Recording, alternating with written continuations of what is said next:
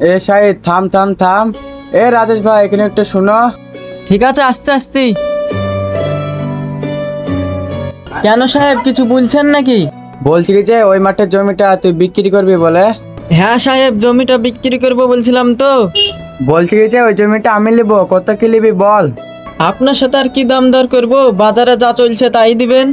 ঠিক আছে, তাহলে বিকালে দেখা করিস, জমিটা আমি রেজিস্ট্রি করে নেব। ঠিক আছে সাহেব, তাই হলো। ঠিক আছে, তাহলে আমরা আসছি, চল শাহিদ।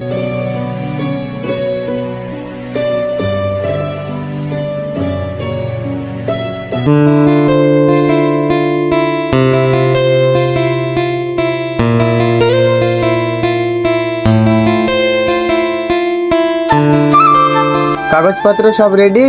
হ্যাঁ রেডি, একটা সই করে দিলে হয়ে যাবে। ও তো সিগনেচার করতে পারে না। তাহলে টিপ সই মারেন। ঠিক আছে, আঙুলটা দেন। লেন, কাগজ লেন, রেডি হয়ে গেছে।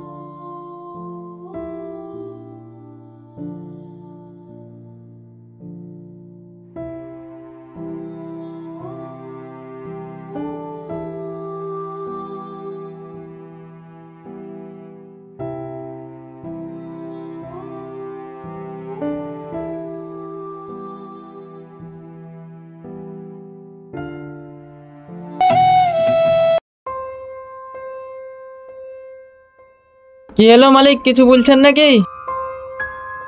আচ্ছা, তুই দিন গেলে কত টাকা ইনকাম করিস? আর মালিক কি আর বলছেন, কত টাকা ইনকাম করব? বল বল, লজ্জা করিস না, আর কত টাকা ইনকাম করিস বল। কত আবার হবে, দিন গেলে 150 টাকা ইনকাম করি।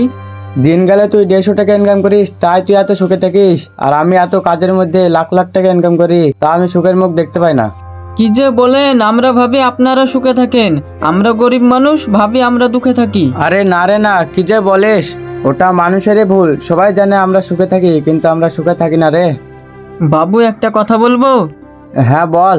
কিছু মনে করবেন না তো? আরে না না, বল। বলছিলাম যে বাবু। দাঁড়া, এবার বল। বাবু, আমরা জন্মানোর পর থেকে টাকার পেছনে ছুটি, যত টাকা থাকে তার থেকে বেশি করার জন্য।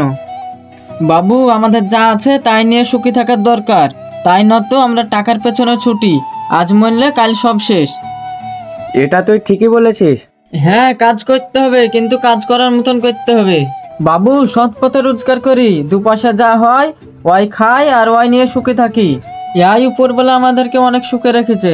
ঠিকই বলেছিস তুই, আমাদের এত টাকা পয়সা থাকতেও আমরা সুখে নাই। তুই একটা কাজ কর, ওই মাঠের জমিটা আমাকে রেজিস্ট্রি করে দিচ্ছিস, ওই জমিটা তুই চাষাবাদ করগা। ঠিক আছে বাবু, তাহলে আমি আসছি।